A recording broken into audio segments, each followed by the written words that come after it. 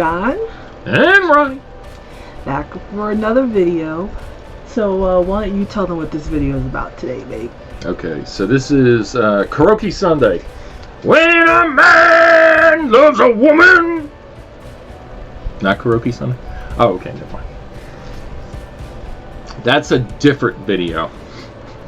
This video is, am I going to say this right? Probably not. Paranormal Sunday. Is that paranormal? Is that what you want to call it? That's what I'm calling it. Look, this is about your nonsense, so go on. Okay, so through the years, family members of mine passed away, and they've had all like these paranormal things going on.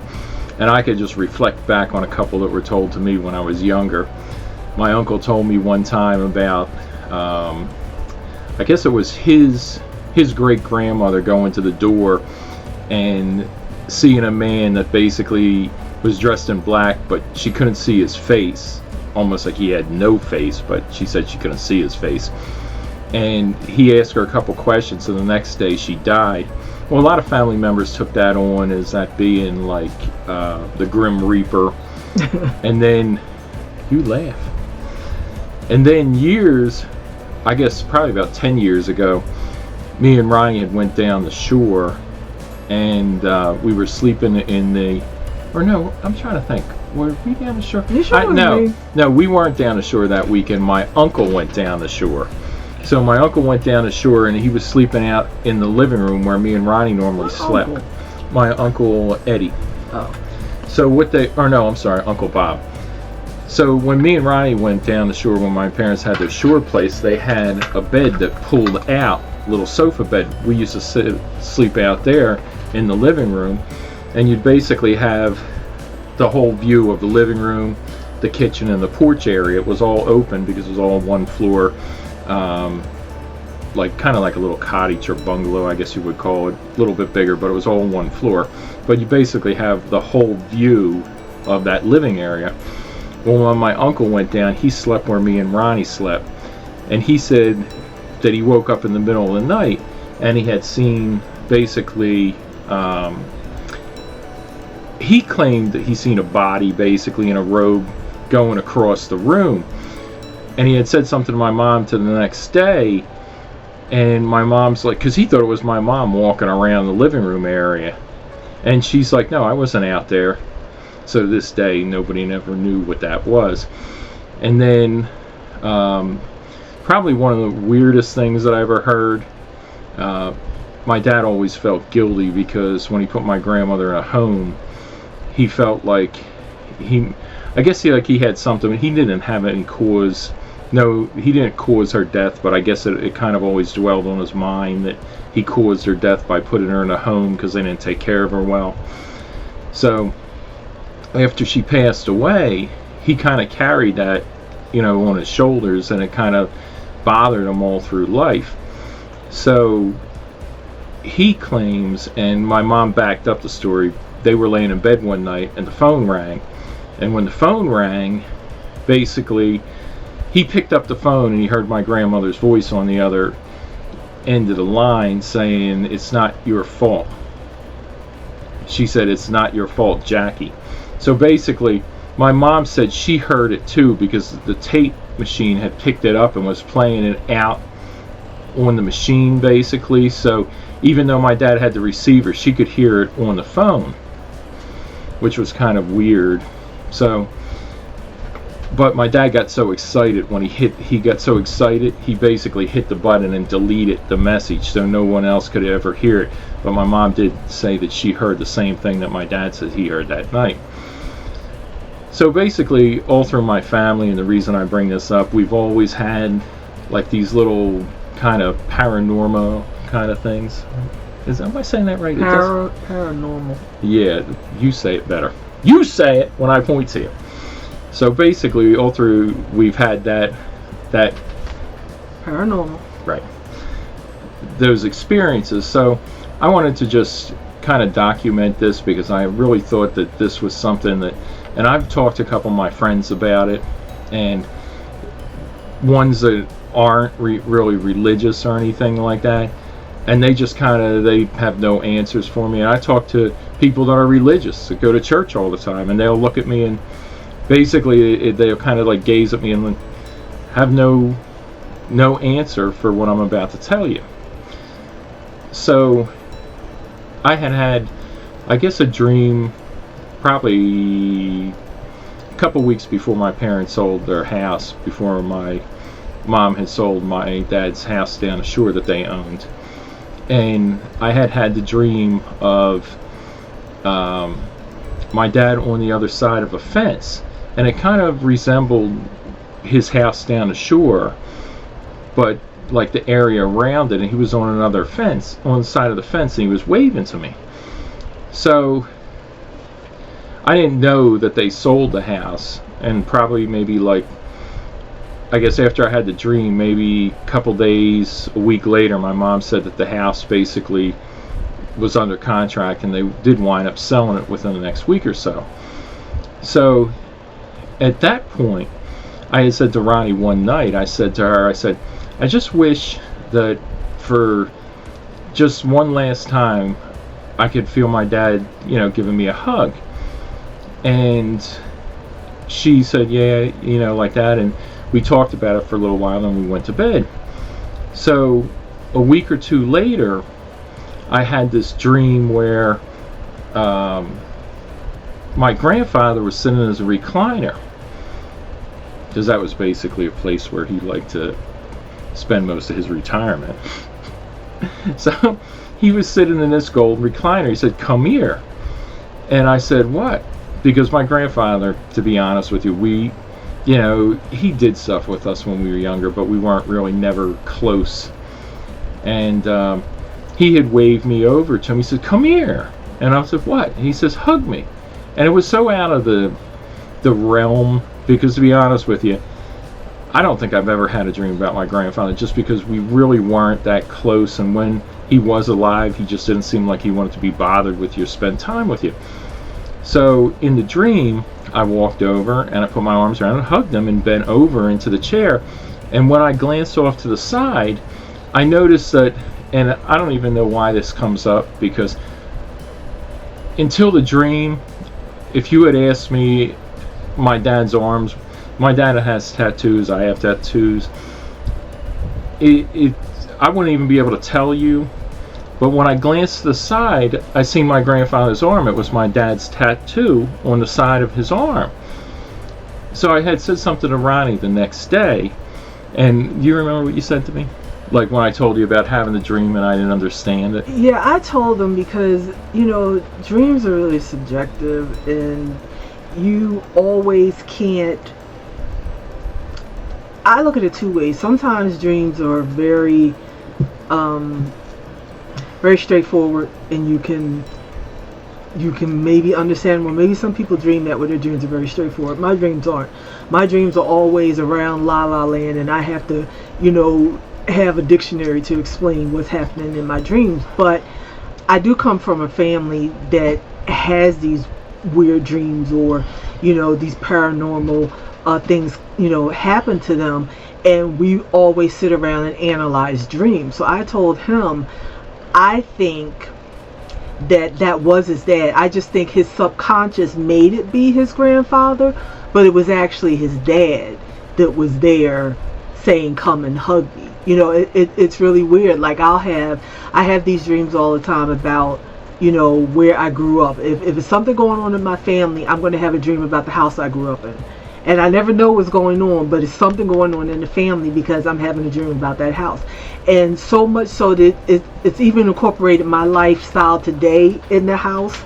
And I can't figure out what that is about. I just know that there's something going on in the family that no one's talking about. But I do believe that this situation that John had, I do believe that was his father, not his grandfather. And for some reason, his subconscious was trying to make him believe that it was grandfather. That's how it was coming across as the grandfather, because sometimes you have dreams and you can actually make your dreams be kind of the way you want to, because you don't want to deal with what's actually happening in the dream.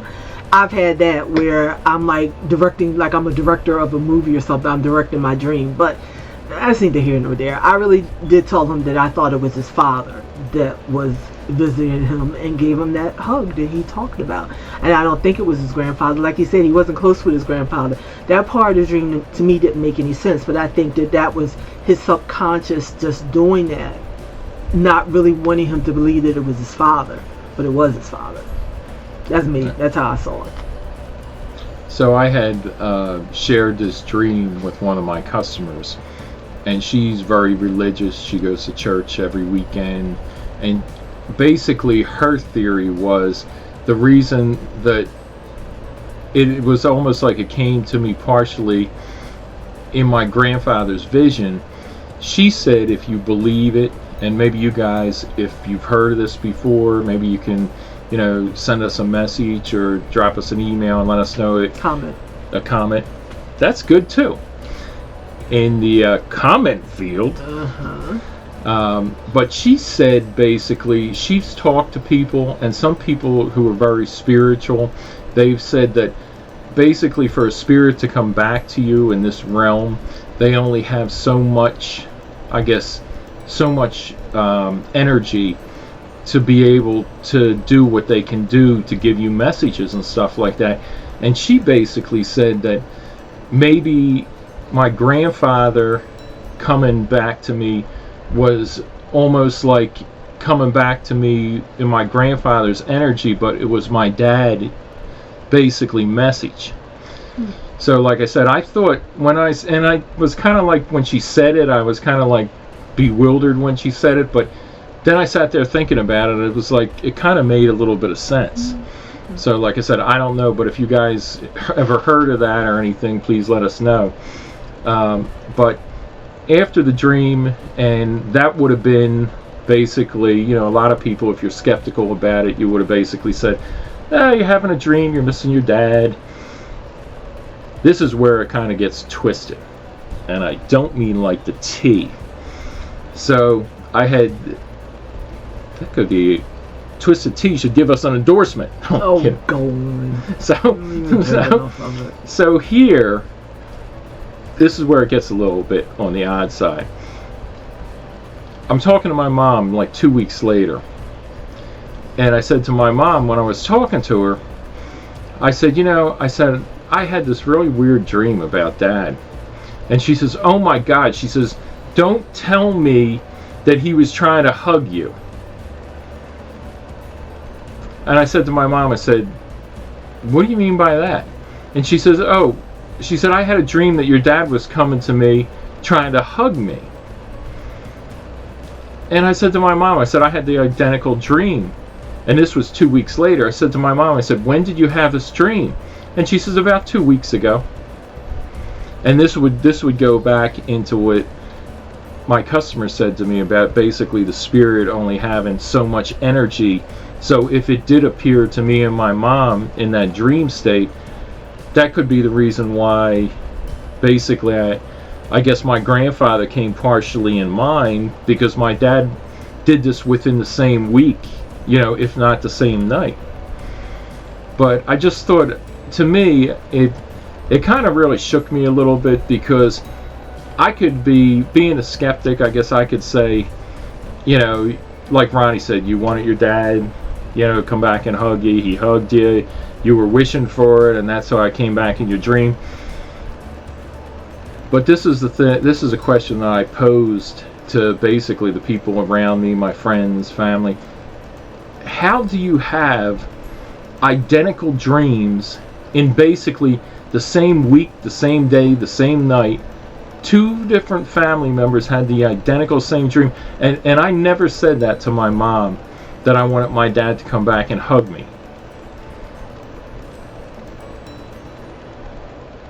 Very eerie. It's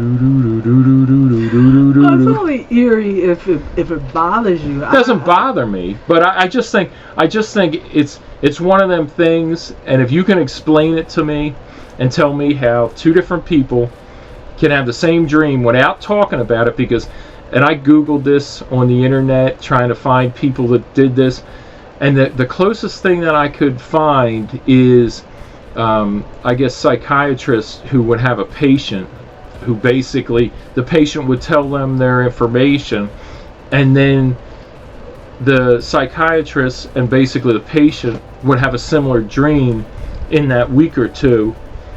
But you're talking about two people. I mean, you know, me and my mom talk about basic things like the weather, the Phillies game, the Eagles. We don't talk like that type of stuff. And like I said, I've never said that to my mom. So like I said, it's just, to me, if you have answers, give us a ring, let us know, shoot us a comment, drop us an email, send us a text. I just think I don't think you have to go that off the rails with this one. I think this one is really simple. Your dad was trying to communicate. I like the idea that your customer had, that maybe his energy wasn't strong enough, so he borrowed the energy of his father to come back and let you guys know that, hey, I'm okay.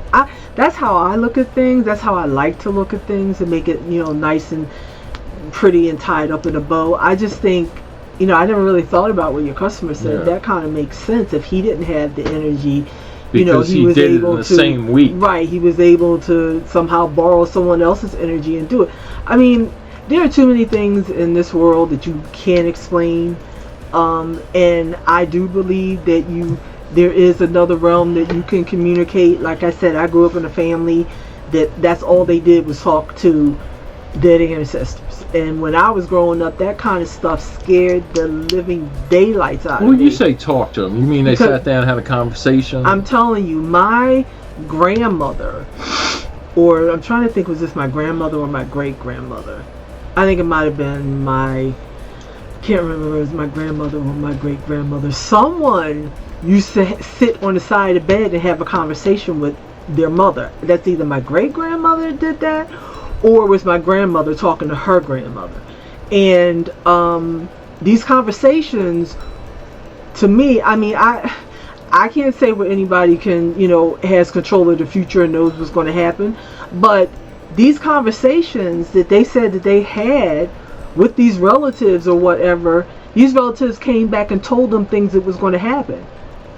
And then when they told us, these things happen. That's why it scared the daylights out of me, because, you know, I'm growing up like, you know, horror films scared me and all this kind of stuff, and I'm like, now I got family to talk to dead people. At the time, I wasn't able to appreciate that. They made a movie about that. Yeah, talking to dead people. At the time, I wasn't able to appreciate it because I was a kid, and it was like, well, maybe we all kind of have this power and we just don't hone it or whatever. But again, and I think I've said this in previous videos, I always, because I was such a baby and scared about this, I always said, please do not come back to me, open up the door in the middle of the night and sit on the bed and have a conversation with me. I personally would not be able to handle that. I said to my great grandmother, though, if you ever wanted to impart some wisdom or say something to me, please let it be in a dream state. I can handle a dream state. You know, and I think to this day, if there's things going on and she wants to communicate it to me, which I think that she has, it's always in a dream, because I can wake up from that dream and say, oh, I dreamt about, you know, and I call it Grandma Ruth. I dreamt about Grandma Ruth last night. Something going on. Sometimes I can't remember what the dream was about, but I know that she tried to communicate something to me. Sometimes those things came true. And then sometimes I just think I wasn't able to figure it out. And I'm okay with that. But again, this world is so crazy. I'm definitely a believer. So when people say, oh, I don't believe in that, I don't believe in that, I do believe your energy goes off someplace else. And, you know, you want to come back. I tell John all the time, I'm like, I'm actually going to come back and haunt his ass. Yeah. Well, I already told her she can come back and basically sit on the edge of the bed and talk to me. You know, he ain't gonna be able to handle that. We might be able to have some ghost relations. I don't know if that's possible or not. Yeah, there you go. You off the rails. But yeah. What I used to tell them, when I tell them all the time, is I'll find a way. You know, it's kind of like that ghost movie. I'll find a way to come back and let you know that I'm okay. Ghost movie? There's a whole bunch of ghost movies. No, the movie Ghost. Oh, you're talking about Patrick Swayze. Yeah. It wasn't the Ghost movie. Well, no, that's Patrick Swayze. You guys know what I'm talking about. So he managed to come back and let her know that he was okay.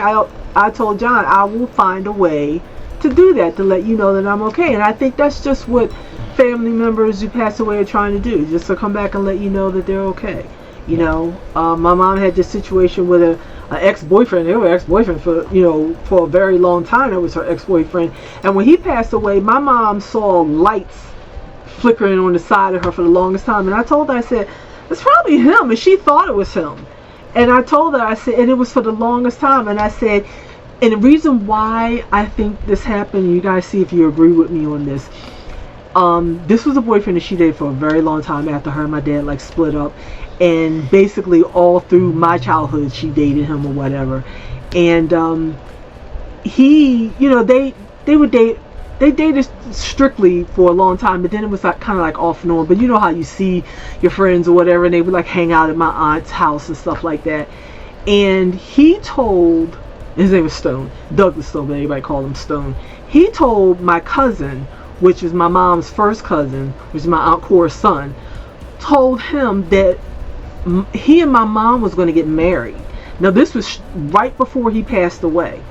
And my cousin Junior told my mom this, and she told me, she said, Stone and I haven't dated like that in years. She said, we weren't even seeing each other when he passed, so I don't know where he got that from. So in his state of mind when he was passing, he was thinking of my mom that way. And I told her, I said, these lights that you're seeing flickering around you, I think that might be him. And it happened for the very long time. And I told her, I said, he probably went to his grave wanting to be with you that much that this energy just won't die, you know. And I told her, I said, if I were you, I would just have a conversation with him and tell him it's okay, go on, you know, like they say, go into the light, whatever you want to do, try to make that journey, because clearly, you know, he's stuck. And I do think you can be stuck somewhere, you know. So is your mom still seeing these lights? I had to ask her, because I think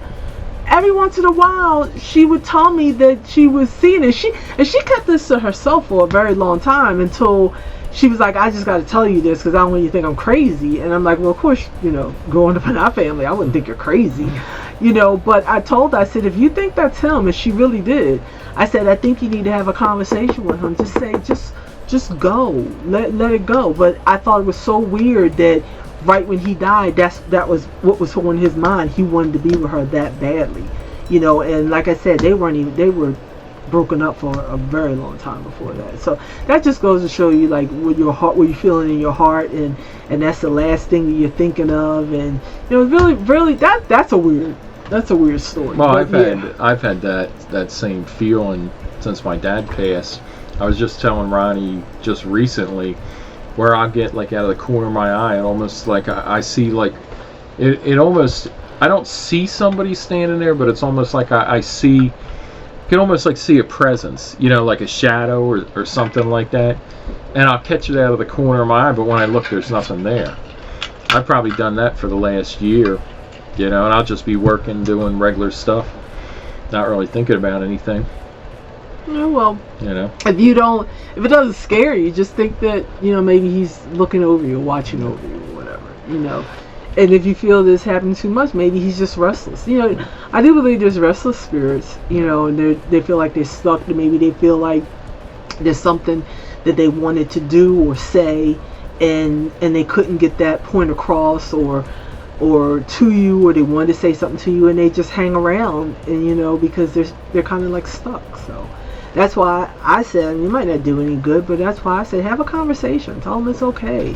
You know, it's all right to move on. I'll be okay. You know, save a place for me when I get there. Right?